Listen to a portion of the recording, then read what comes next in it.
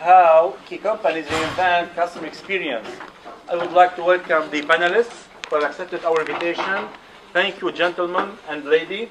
And this panel and this conference is set in partnership with the British Chamber of Commerce. Thank you for a big thank for Pascal, who set with Elizabeth this conference. So I wish that all of you will take benefit of these different approaches. One of the panelists is an alumnus from the ABS Paris, Jack. Now he is used to do many lectures. So, gentlemen and lady, please, you have the floor, and we are eager to listen to your approaches regarding this topic. Okay, so we choose Alcira as the moderator of this conference. Alcira is an executive, is an international executive search. She's specialized in the luxury, in the perfume and cosmetic industry. We choose her because of her job. She has to know all the trends. She has to be aware of all that happened in the world, and we thought she was the best person to introduce you with the subject, how to reinvent the customer experience. That's it. So I'm very happy to be here tonight, and thanks to be so many here. And customer experience is very important right now because it has completely changed, as you know, since the digital revolution. And the digital revolution, so all the technologies. So we choose today for, and I think that after the conference you will know much more about his experience, consumer experience, and you will have a lot of examples too. So we have Philippe Richard, who is coming from Canada, who is an expert in merchandising and marketing, virtual merchandising and marketing, and then Jack, who works for General Electric. He's project manager after the merger of Alstom and General Electric. Then Ludovic Bonnet is so it's very interesting because he's a global. All are interested, but he's a global digital officer. So it's a new job, and he worked for IDTGV and now for Agnès B. And Pascal Somoriba, which is my brother, but he is a specialist in brand content. He worked for many companies and now has his own company as a strategy in brand content and restructuring many companies. So the first question is for Philippe. Philippe, so you are a specialist in marketing and virtual merchandising. Could you tell us what are the trends for the future retailers?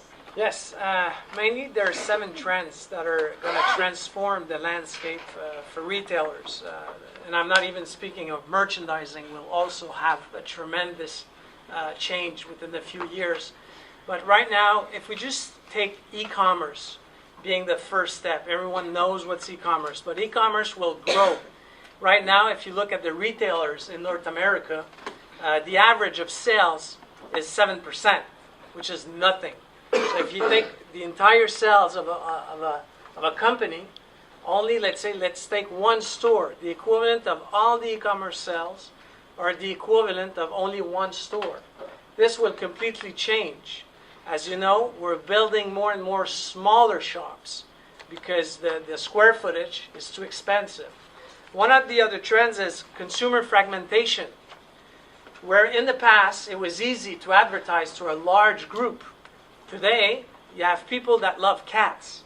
You know, all these people on Facebook that put cats lovers, they have buying power, which is crazy. And you have retailers that actually put cats on their garment, and they sell more of these garments because there's a cat on it, which is crazy. So you'll see more and more luxurious brand putting alligators, cats, cows, or whatever because of this consumer fragmentation. So you have to understand it. You have to track it. You have to have data scientific people to know about it. You also have content. Content is the holy grail of getting you conversion. What I mean by conversion is someone going on your website and actually buying something. Is someone going on your website and not buying, you're doing that for nothing. There's no reason for doing that. You want actually them to buy something. So content will become more and more. There's a huge trend in North America, which is coming to Europe, where you have people, we call them YouTubers. So a YouTuber is a person just speaking of a product. They have more influence than if you put $1 million in advertising. So this is content. You have to try to control it. Because if someone like that says your product is not good, you're not going to sell any. Another is advertising to smaller groups. We're used to advertisers actually buying large campaigns with cycles of 3 months. This is completely off right now. You have to change your campaigns every 2 weeks. You have to look at the data right off. If your campaign is not performing, and you all have, look, Google Analytics is free. There's no reason for you not to use these free tools. If your campaign is not working after 2 weeks, it will not change. Just stop it. Do another one. So this is very important. After that, there's an internationalization of sales. There's 1.4 billion consumer in Asia. Why are you not selling in Asia? 1.4 billion people just waiting to buy your products. So I understand there's logistics, there's taxes issue, but you cannot be not in a market of 1.4 billion buyers. Tailored consumer experience. Once again, the problem that we have as retailers is you have this experience online, which is easy because you have all these technology, graph engines. A graph engine is quite what it does. It accumulates what I do on a website and it pushes me what I like. So let's say I never went to see a black shirt. It will never show me a black shirt on the site because they know that I look at white shirts. The problem that we have is you invest a lot of money in these e-commerce sites, but once we go in your shops, you're lost. This consumer experience is not there. So we have done tremendous work in Canada and North America to actually, when you go back in a shop, if you have the app of the retailer on your phone, we're going to know that you're in the store. We might go and greet you and say, "Bonjour, Monsieur Bertrand. You were looking at a black suit yesterday online. Would you like to see it in real?" So these experiences are coming, and more and more. So you're going to be able to reduce once again the shops, and finally, mobility. When I speak of mobility, I don't speak of having a mobile website. You're never going to buy a shoe, okay, on a tram of a metro. Okay, we've tested it with a $1 million campaign. Why? In Canada, a metro ramp, the metro goes every 7 minutes. You just don't have time to finalize a transaction, to choose your shoe. So we have built this machine that could sell a shoe on the trams, but we didn't think that people were not going to buy in a mobility. They will shop once they go mobile. It's like putting an hashtag or putting an IQ bar on a bus. People are going to run with their phone after the bus to take the picture of it. It's crazy. So you have to think mobility. People are shopping online. So these are the 7 trends that we've been really pushing in North America, and we have seen growth when we use these 7 trends. So one retailer like Simon's, which is the equivalent of, if you know, in America, Saks Fifth Avenue. The equivalent in Canada is Simon's. Growth of 23% in their internet sales, which is huge. So these are the 7 trends. Okay, and in front of new technologies, what can retailers do to continue in profitability? Internet of Things. Use it. What I mean by that is, let's say you go, there's no reason for a retailer not, let's say this shirt, this is a medium shirt. Track how many times it's going to the dresser to be tried. And after that, at the end of the day, there were, I don't know, 90 tried, but none purchased. There's a problem with the item. We know it for a fact. Sometimes a color doesn't sell. So we have developed these ecosystems for retailers. If we see that in a city, the blue shirt doesn't sell, but it sells in another city, it's shipped the night directly. We don't try to see it. So Internet of Things, put RFID, put whatever, it's cheap technology that will forecast some sales. It will help you make great decisions. Wearables. More and more people want connected technology. So in Canada, we have a lot of retailers which are actually selling wearable technology. What I mean by that, instead of having a watch which can calculate your cardiac frequency, put it in a t-shirt. I'm going to wear a t-shirt under my shirt. So we're trying more and more to see these wearables. Also, immersive technology. At the end of the day, later, you will be able to try VR. If you want to see, come and see me. I brought 10 VR. There's a lot of things you can do with VR. It's really cheap. It's $1,000 Canadian.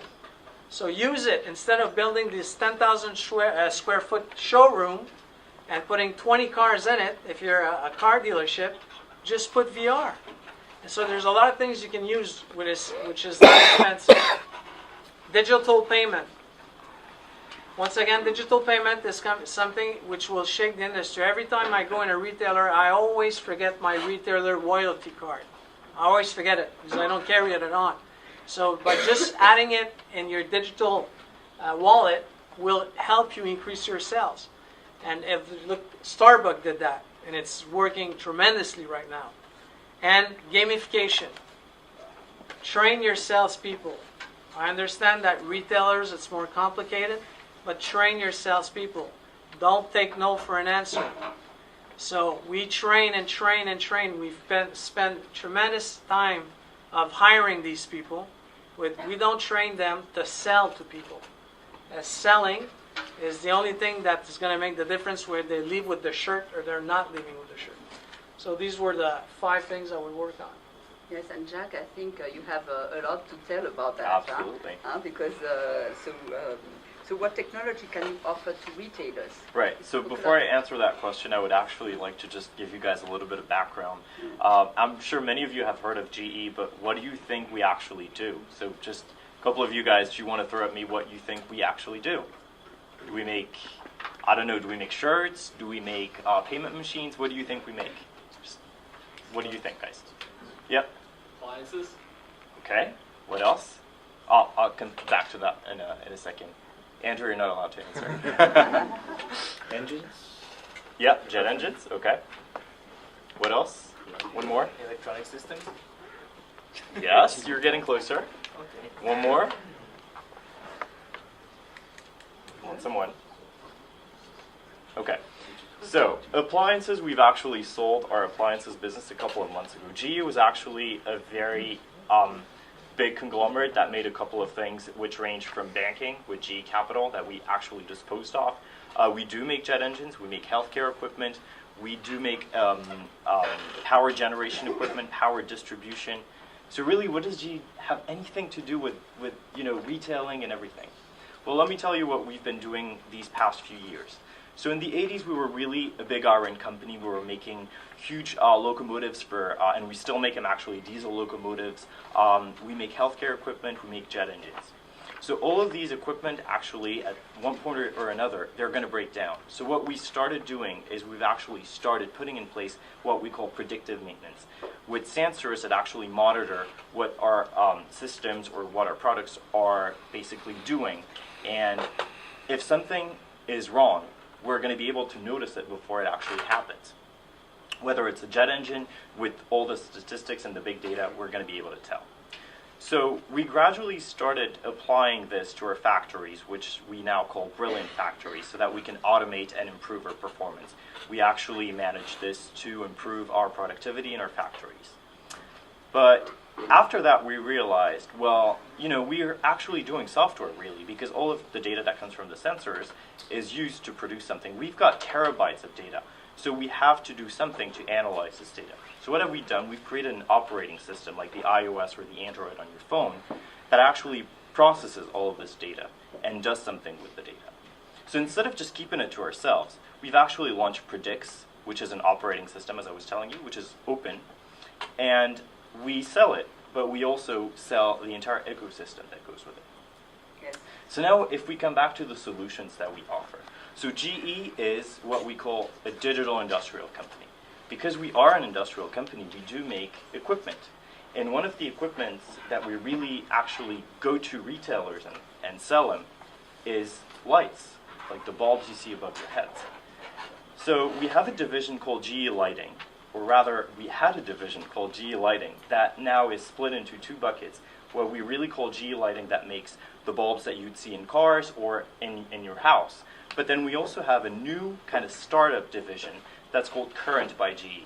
And Current is basically the digital part with Predix, with our division called GE Digital, which is a really software company, and everything that goes with lighting equipment.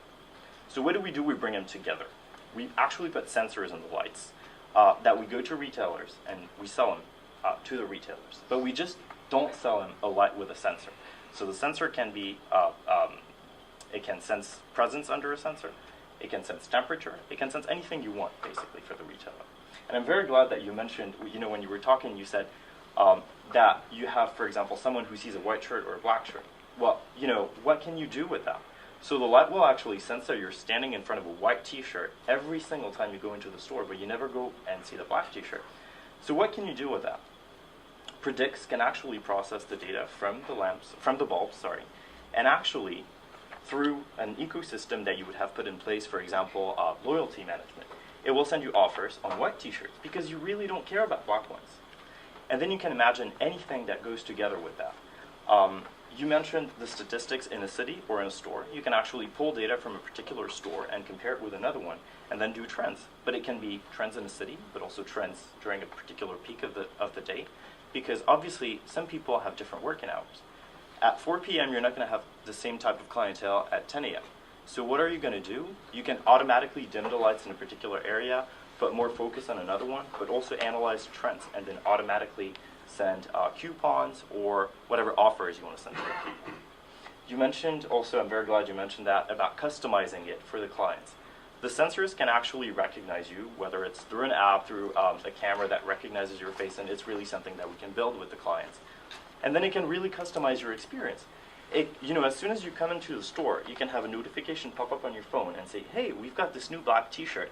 But listen, it's here in the store, and you're there. So how do you go there? And it can automatically route you throughout the store. So all of these products that we actually build are very industrial products. And when you look at GE, you're like, okay, what do they have to do with retailing? But it's really this partnership with the retailers that we can build and the solutions that we can offer to really build this customer experience and improve it. Yes, and so you said that you personalize the consumer experience. Mm-hmm. So how do you drive more profits about that? Right. So profits can be, obviously, with LED lights, something as simple as energy saving. But obviously, we really go beyond this and improve it with analytics. So all of the data that you can process from a lamp can be driven into very basic profits. You can start with something very simple. And I'm actually going to tell you a very simple story. I was shopping at a big store 2 weeks ago, and I was waiting for a sales associate. And I waited for like 10 minutes in front of a mattress. And I thought to myself, listen, if they were using GE LEDs and they had a sensor in there, this clerk would have been there in 2 minutes because he saw I was standing in front of a mattress and looking at it. And it would have automatically told the sales associate that I'm interested in this particular mattress. So he could have seen it on his phone and had all of the information from that particular mattress already with the selling and talking points on his phone or his tablet or whatever. That's one basic idea, that you're not losing customers because you know where your clients are. You can put it on a heat map and see where your clients are at a particular point, do all of the improvements that you want to do from there. But then it also goes beyond it. Because obviously if you're personalizing the offers to your clients, you can also look at what they're doing in the store. And then with our Predix platform is that you get optimized. Predix will actually process all of this data and allow you to optimize whatever processes or whatever experience you're doing with that sensor in the end. So we spoke a lot about new technologies. Perhaps Ludovic, can you tell me because you speak a lot about customer-centric approach. Can you tell me about that? What's centric approach, customer-centric approach for you? If you, when you're talking about IDTGV, I believe. Yes, yes. When we yes, because the end of the question was, can you explain what it is about and how you developed it for IDTGV? Okay, I don't know if people know what IDTGV is. It's actually a private-owned company by the SNCF. SNCF is the national railway company in France. And in 2006, they decided to set up a company based on the low-cost system to compete with the plane low cost. But this is just like the business model. We were not with all this sensor and everything because it was back in 2005 and 6, so that wouldn't exist. So we decided to set up a marketing customer experience strategy, and it was just based on trains, and it was a big beginning of data, and people giving you some feedback. And the three pillars where we stand up to build that was the co-construction, but that's something that the two guys said before, listening to people, asking them what they wanted, and then from that, starting to develop new added value services. And the last one was really to get the satisfaction higher. It was quite a big challenge because when you're talking about train, and most of us are taking the metro and the train, the customer experience is just like you go into it and you sit and you wait. So we're really trying to reinvent what's inside a train and what people would like to have inside this train. Hopefully it was also because of the digital that we could do that. The first step was we took the whole journey of somebody buying a ticket and trying to see where some issues could exist and where was the biggest problem for them to not to take the train and to prefer the plane or the car. And one of the first step we've made with that was to put everything into digital and into e-commerce site. So we were one of the first company to sell their tickets, train ticket, I'm not talking about plane, into a website. And then we start developing, because we were asking them what they wanted, some little services that might seem very stupid or easy to do, but that were really something people wanted. To give you an example, you buy a ticket on the train, and then tomorrow I'm meeting Pascal on the street, and then we realize that we're on the same train on the same day. The issue is that he's on the coach number 15, and I'm on the coach number 2, and we'd like to be together. So the easiest way for us to do normally is to go to see the supervisor or whoever steward in the train and ask the other people to change the, can we change seats and everything. So we start to invite this kind of system where you can go into the website and change your seat, and I will send a mail to the person like this guy, send an email saying, I have a friend, do you mind changing seat with him before departure? So this kind of little service we start to improve and to launch with the IDTGV train. And then that was just like before on the website, but we realized that most important for the people were what was happening inside the train. Because most of people, and because most of train company in Europe, they've been considering that speed were the only subject, the only matter for people for years. They forget about that even if this time, going from Paris to Lyon is only 2 hours now, it's still 2 hours. What are you doing to do with these 2 hours? It's still time, and there's nothing to do. Compared to a plane where if you take a plane, you have like movies and things like that. In train, there's nothing specific. And the second thing we realized, and it was something very strong in the trains we read by this time, was about the need for people to use this time the way they want it. And when you take a train, some people, if you go to Lyon, for example, and you go there to sign a contract, you'd like to be in a quiet environment with no noise, and you want to be able to concentrate, and you want to read your contract or whatever. If you take the same train the day after at the same time, but you go to marry your sister and you are with your family, you're not in the same mood and you want something else to happen in this train. So the SNCF was having a big problem with that because their issue was that do we need to have different trains? So we came back and we said, no, we're just going to ask people what they want before their travel, what kind of atmosphere they want into the train or their coach, and then we're going to regroup them.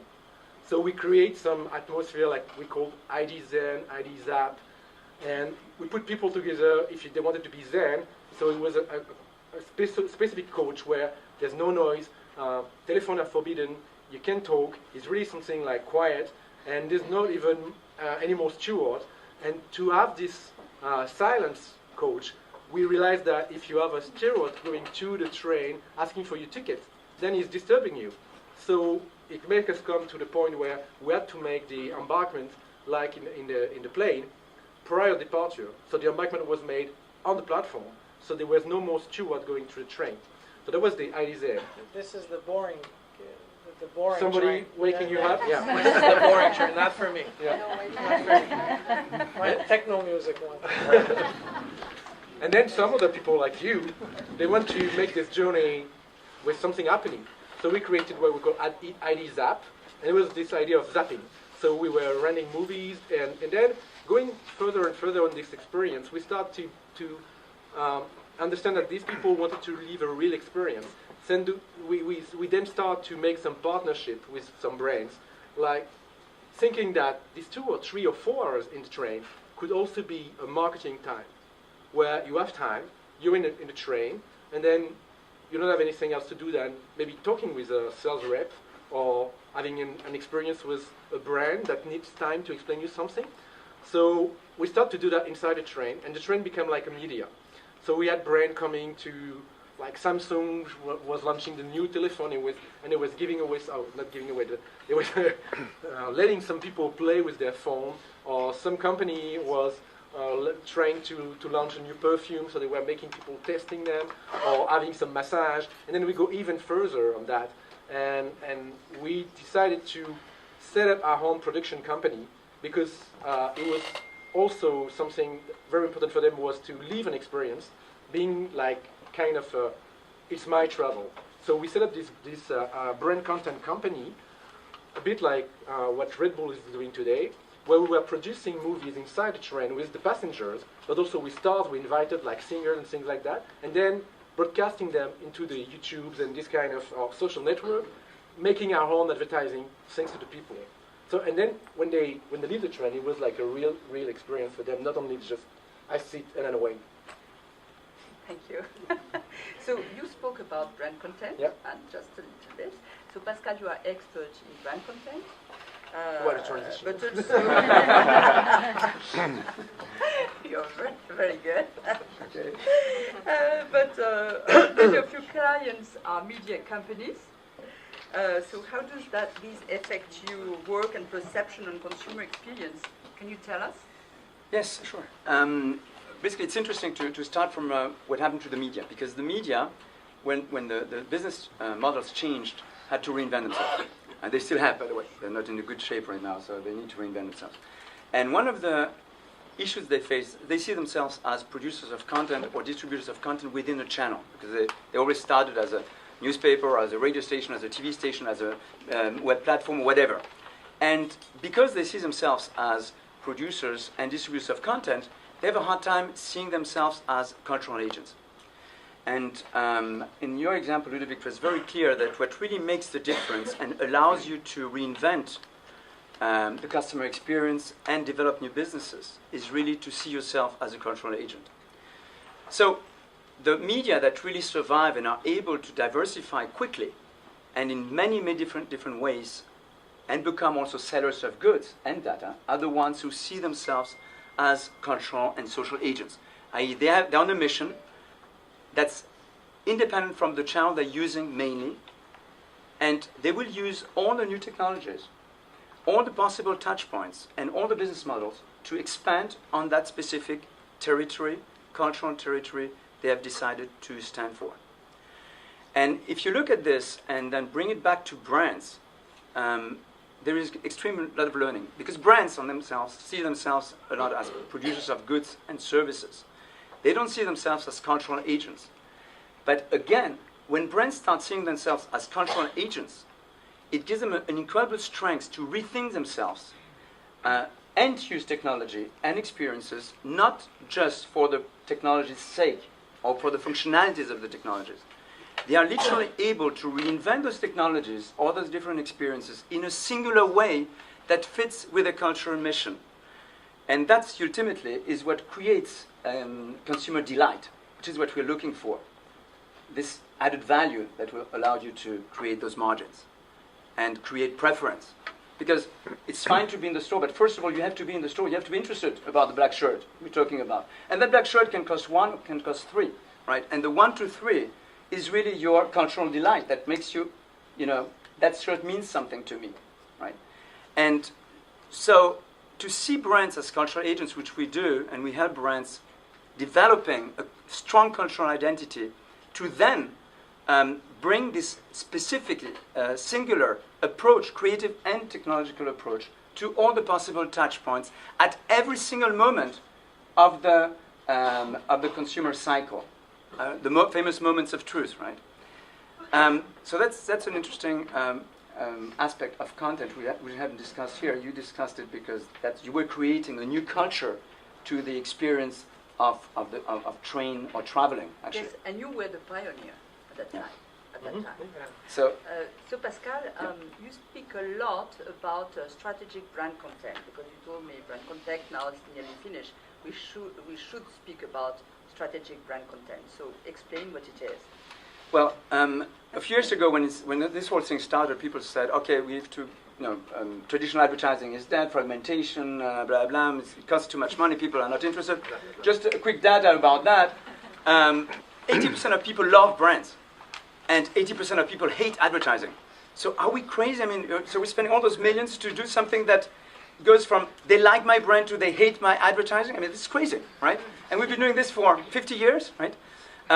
20 years ago, when I worked for Benetton, we already said, well, it's finished. This advertising thing, that's finished. That's ridiculous. It's a waste of money.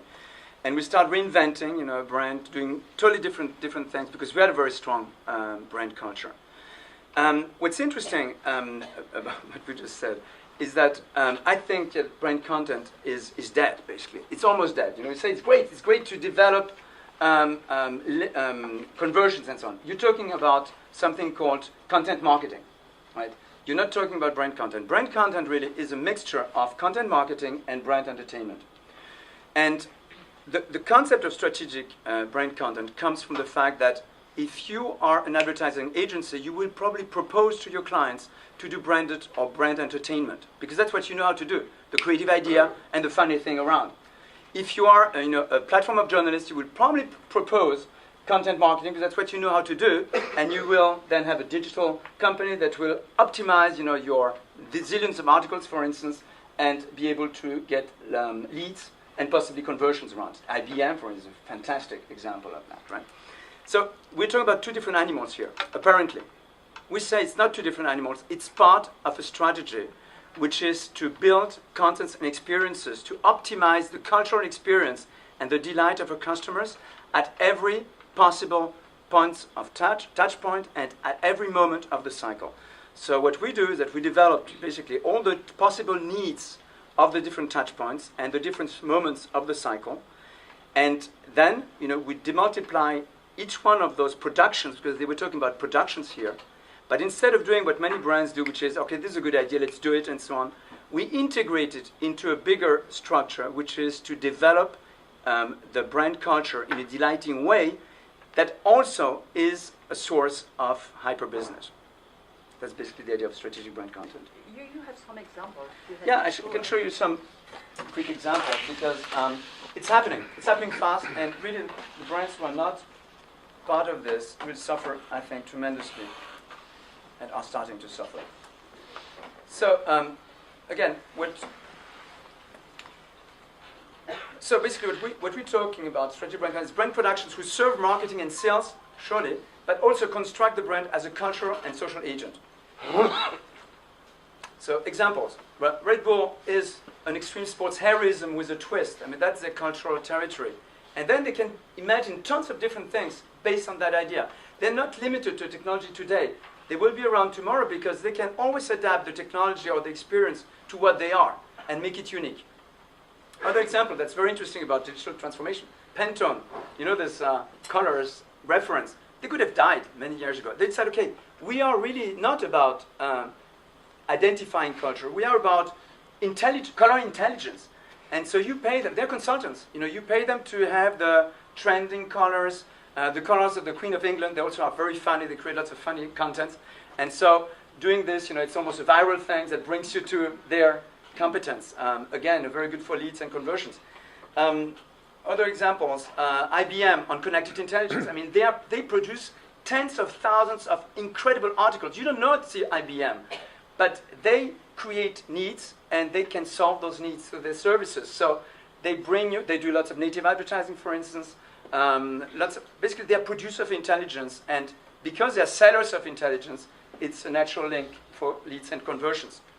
So they're not in the business, you know, they used to create computers like you used to create machines and so on, and they are also in the, I think they're one of the competitors, They are. because you are in the same type of territory, actually, which is digital intelligence. Picard and Deep Frozen Economy, you know, they're not selling deep frozen products. They are developing a culture around it, and they can develop a day-to-day almost relationship with you, suggesting, you know, seasonal products and seasonal recipes to do it. I mean, that's modern consumer delight, you know, because they help you improve your life. They really do, right? Other examples, some brands create completely new autonomous brand universes. So they're not in the service business. They're really in the delight business. And, you know, this is a perfect example. You know, was this? We have other examples that end up in Hollywood, you know, with movies and things like that. And Lego, you know, is a perfect example of that, right? Okay, so basically what we're saying is that strategic brand content is when you create information, like, you know, what you were talking about is really linked to information, and when you are a digital service company, you will be around information, creating the needs, creating solutions, giving intelligence to your customers, but also to your prospects. Then there is all this area which is the one in highest development, which is all about edutainment and gamification and tutorials.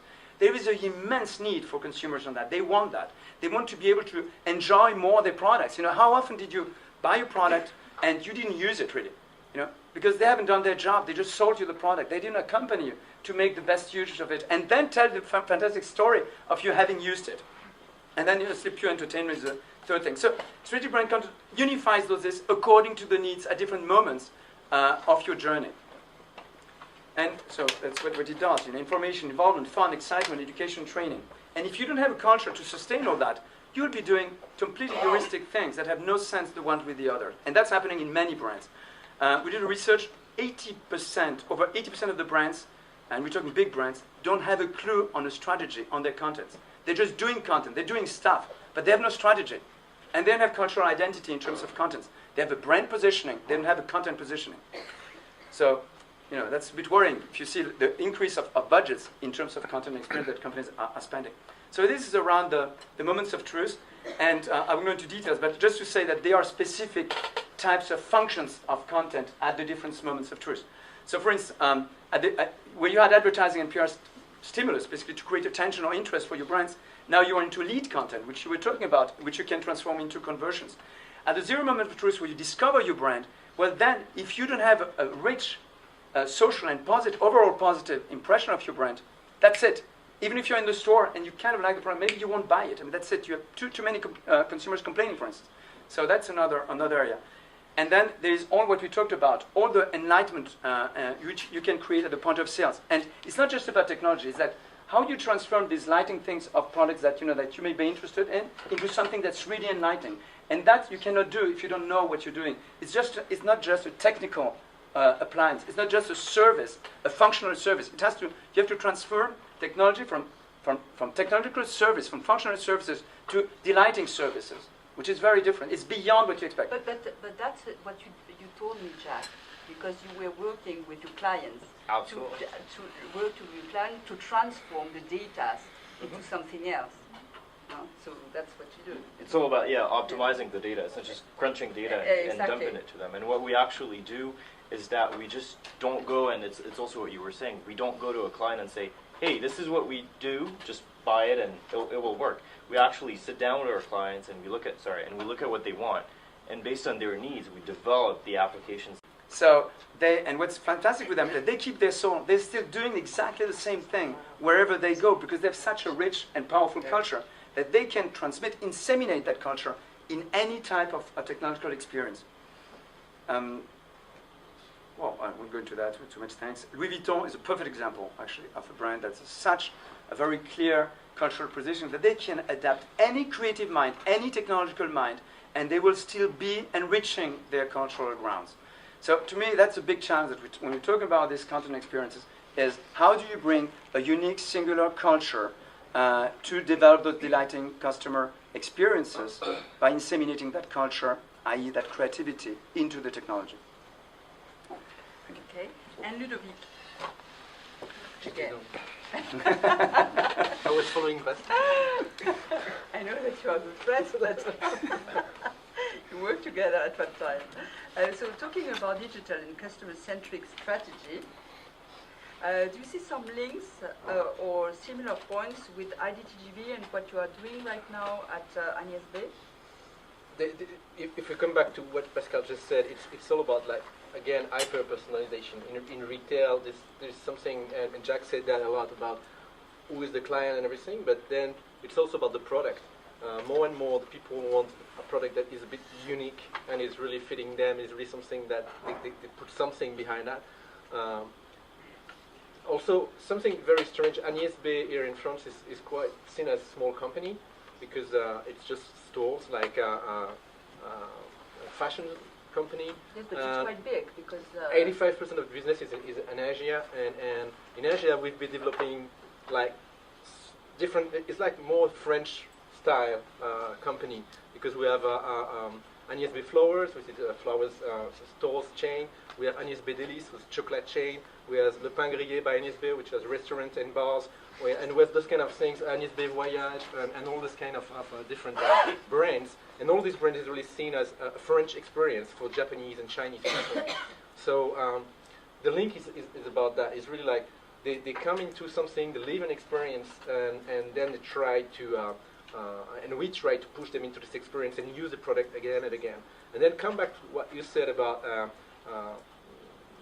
technology and engine into the stores. And you were talking about that also. We've started to test some of the new different digital things into the stores, like for example, we've just bought some in Tokyo of interactive mirror, because we realized that the young ladies, when they go shopping, and I'm sure some of them are doing that, they go by bunch of ladies because they like to have their different friends' advice. But when they go alone into the stores, then they don't have their friends. So this interactive mirror, you can go into the mirror and then it's just connected with your friend into Google, Yahoo, FaceTime, whatever, and then you can show them, what do you think? Should I take it? Is that fitting me or not? And then you're pushing people buying the product without their friends, still having them in the dressing room. So these kind of things we're trying more and more and putting digital into the experience. So there is a product in one side, which Pascal talked about, but also digital, and then again putting them all together. Yes, but it's true that Philippe spoke about mirror. You remember the strange mirror?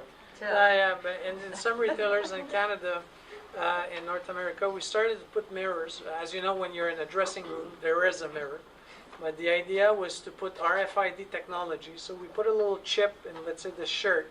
You go and try the shirt. It will automatically show you should actually buy the suit. Do you want the shoes? Do you want the belt? And you just have to touch. The global look. And someone's going to bring you the belt or the shoes. And by doing that, we added 2 items to the shopping cart. So just by showing to them. So there's a lot of things that, mainly what I would say, and I don't want to contradict my peers, but what I found in working in that business for 20 years and growing technology-based company is at some point we lost track of the consumer. The consumer is paying for whatever he's buying. So at some point, even if I had to sell technology, I had a technology company. I said, let's forget what I need to sell. Let's forget the agency that wants to sell a branding strategy, the logos, the technology, the experience, And I said, we're going to follow the consumer. Let's go back to the base.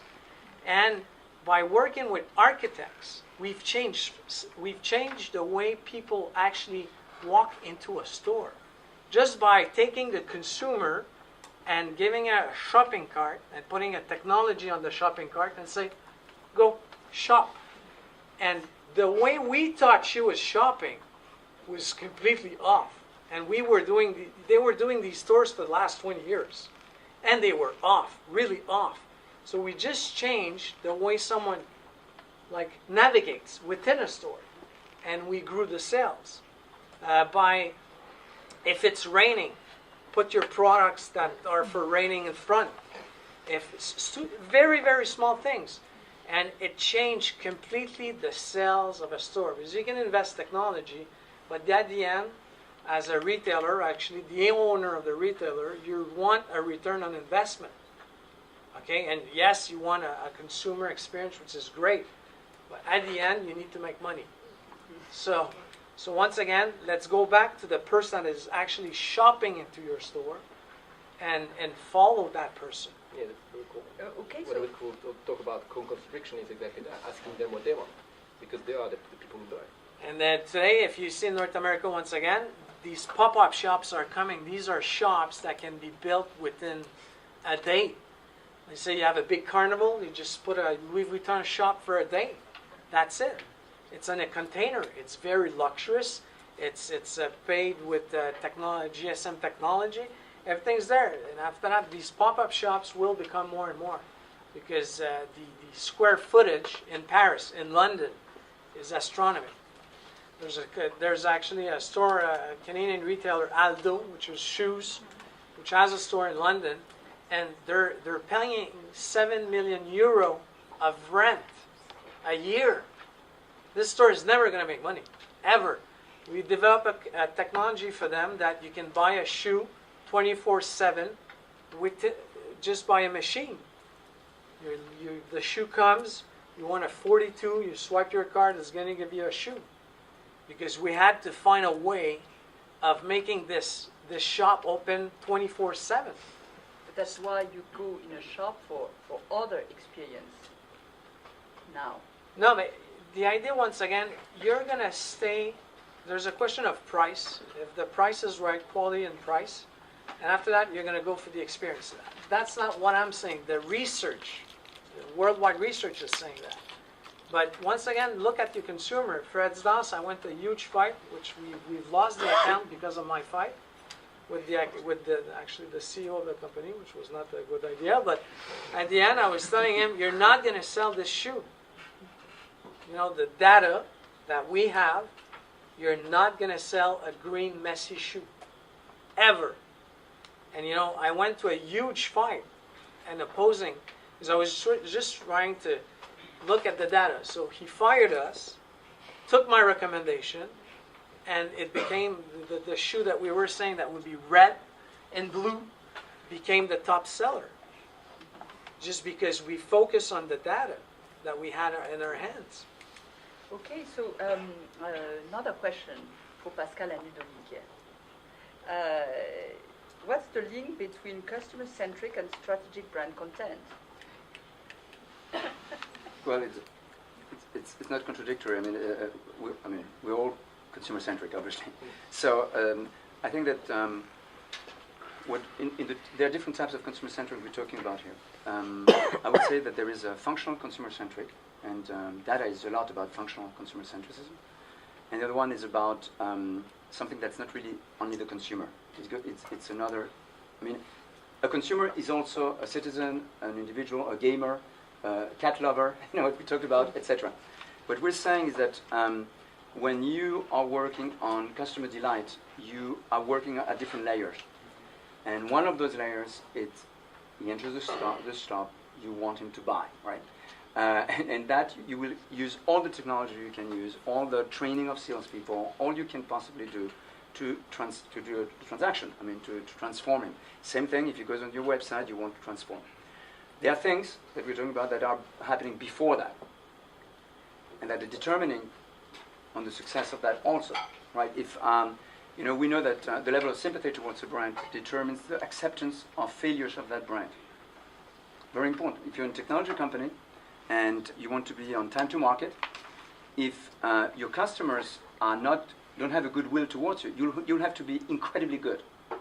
If they have a goodwill towards your brand, actually it's based on practical experience, they will tolerate a level of mistake that's pretty high. You know, I can use in telecom companies, for instance. I was working with Deutsche Telekom, and they were obsessed with the zero error thing. You know, this Japanese thing from the 90s, zero error.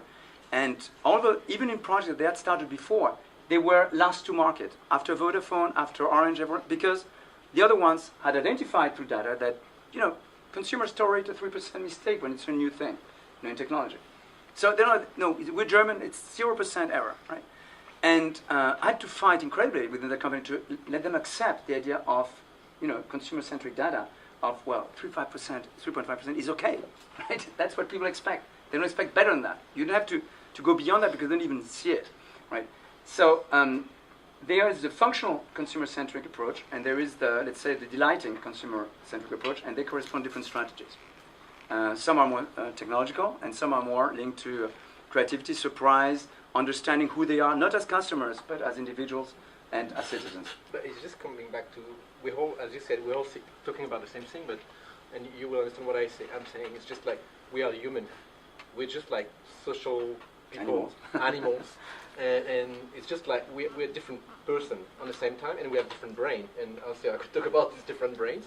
So, and I think let's say the point where we all go together is that the technology is just one part of, and the creativity is another one. But at the end, it's talking to the same person, and we just need to have this person enjoy, buy, and be happy.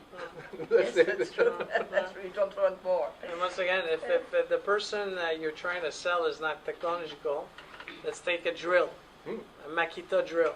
They had spent millions of dollars of doing a VR experience for someone for a drill. I just sat down, and they wanted me to try. They were all excited. You know, we produce this content. It's fabulous. So I don't understand what can be fabulous about a drill, but I'll look at it. And I said, I said, can I come back tomorrow? They were freaking out. I said, what do you mean you're going to come back tomorrow? I said, I'm going to come back tomorrow. I'm going to bring you your consumer. I said, okay. So all the board of directors, I come back the next day, and I bring back my grandfather, which was so pleased to be part of my gizmo trying things. I said, he's your consumer. And my grandfather refused to put the VR. He said, I'm not putting that. I want it in my hands. I want to hear the motor.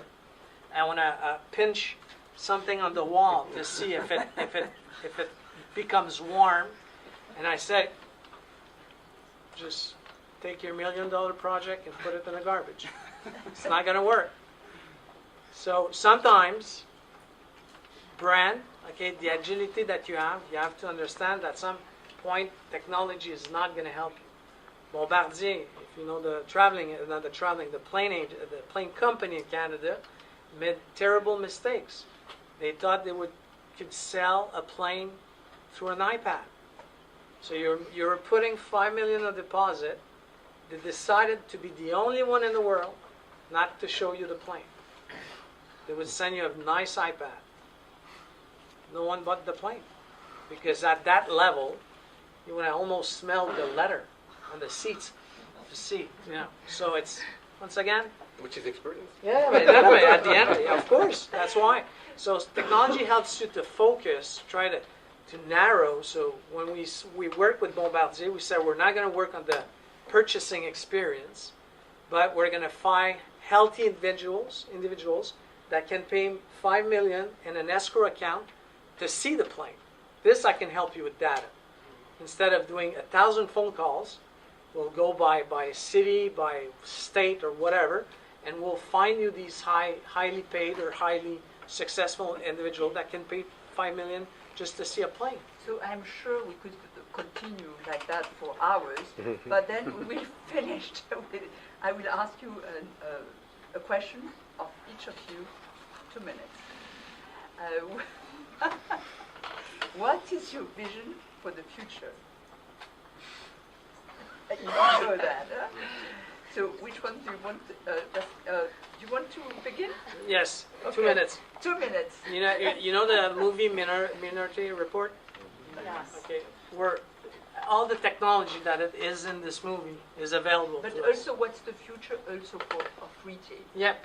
I mean, Minority Report, every technology that is available in that movie is available right now. What I mean by that, once you go in a shop, in a store, if you have the app of the store in your phone, I can know that you're in the store. I can know where you're in the store. I can know what you've browsed online. Let's say you browsed from a couple of T-shirts yesterday. I can say, by the way, the T-shirts you were browsing on, they're on second level, third aisle. If you buy them today, I'll give you 10%.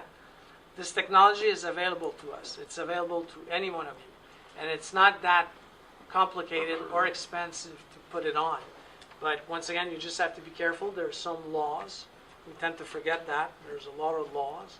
So we have to be, but the future is really using your data. Use the data you have.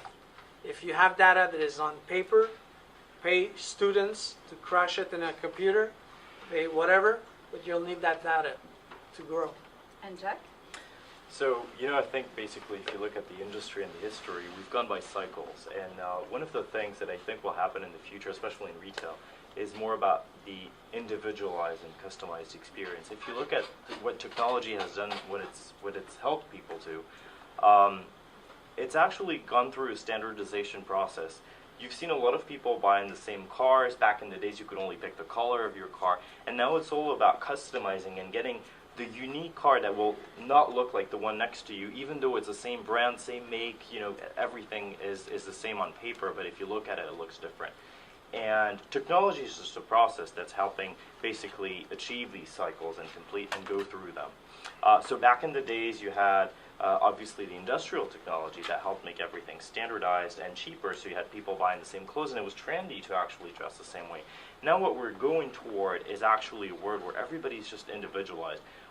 And it's actually kind of weird to say that we're going towards a future that's more individualized, because it was basically the past, where you would live in your small town and you would go to your little store and she would know you and greet you by your name.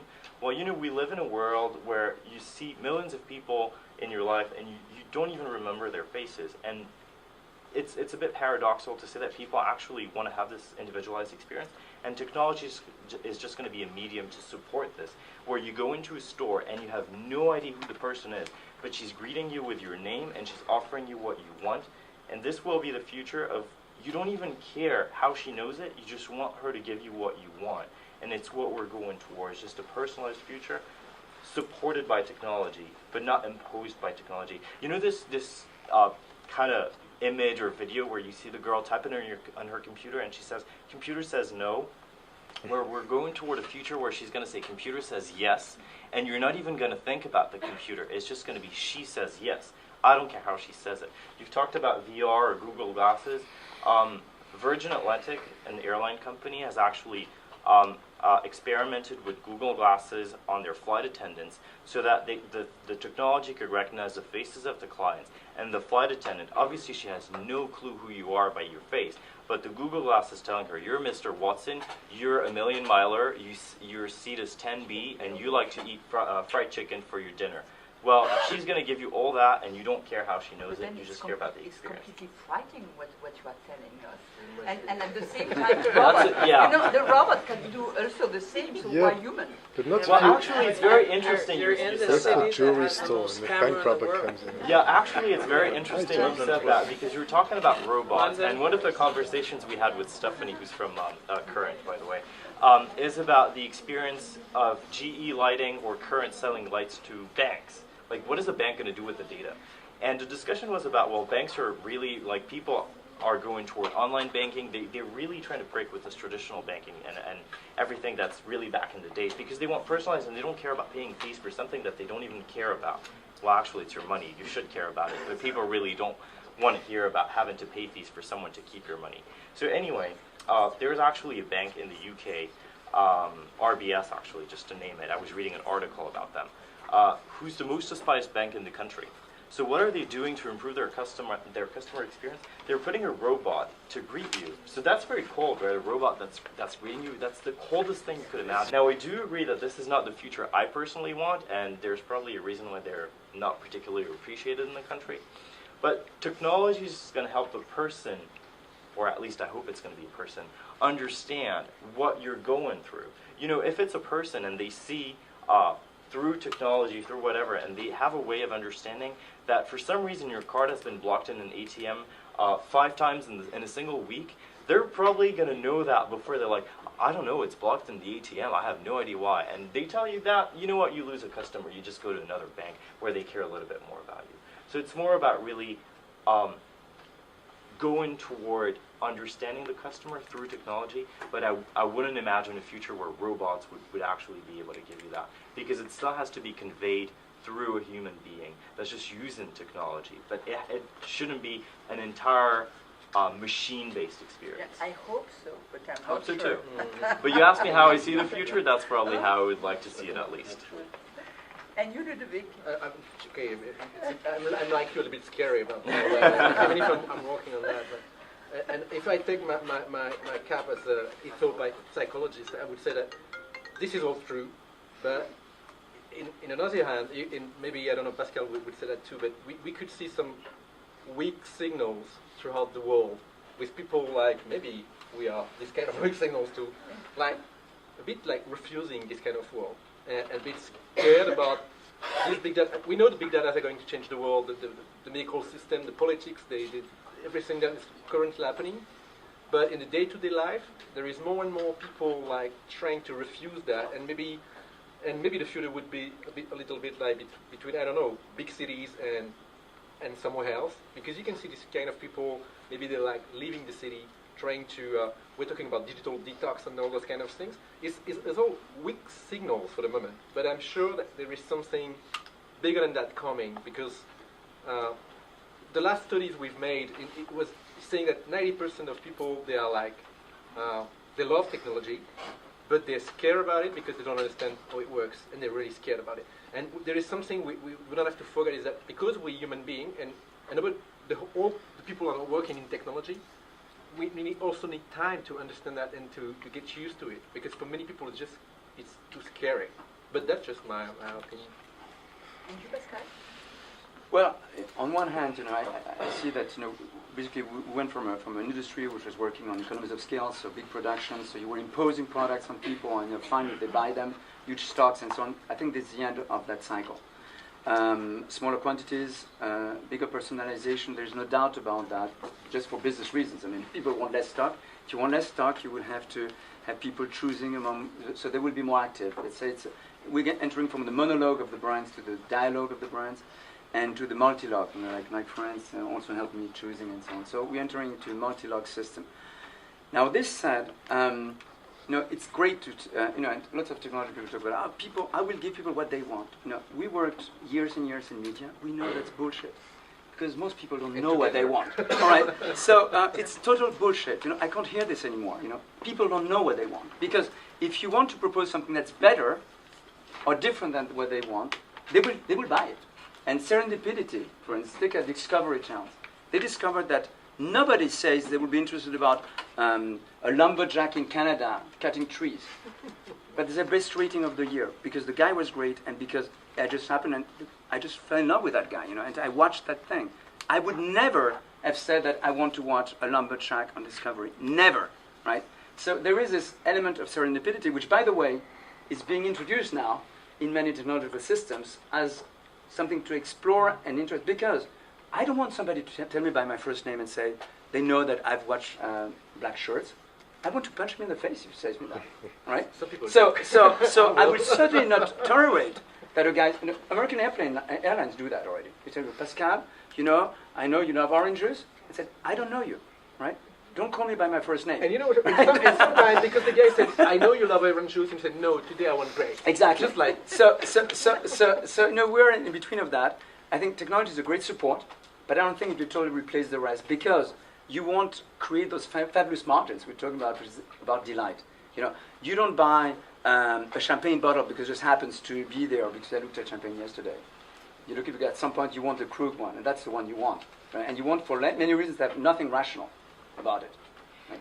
So it depends on the product categories. It depends on your personality, and there are many, many types of consumers. And yes, it's fantastic, and I think we need to use technology to always focus on a consumer delight, which is not necessarily just functionalities. That's what I meant. Okay, It's much more than that. And so, did you learn something tonight? Do you have some questions? Yes?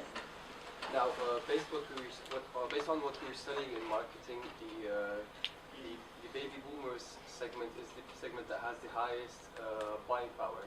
Yet this segment is not really well adapted with the advanced technology that we are facing today. So how are the marketing managers or the digital managers dealing with this issue? Perhaps I think you are the best one to answer because it's a Not be the global best, digital. but yeah, you're right. The seniors is a real target for all the retailers and actually for many products. And if we come back to the experience I had with the train company, it was something very important for us. And we were what you said is actually right and wrong because. To give you an example, I was really surprised to see a lady in the train one day, and she had an iPad, and she was playing on that. And I said, "Oh, your grandson bought you a ticket," and she said, "You think I'm a dumb?" You know. So the seniors are really getting into digital because for many reasons. First, they have time. They're really curious. They have money, and so. But in the other hand, you're right because sometimes they're just lost by not by the digital in terms of like internet everything, but more by the kind of things we've been describing, like this kind of interactive mirror or this thing. So it's the reason why for them the customer experience would be more to have and then we come back to human being having a sales representative trained to take care about these people a bit more maybe.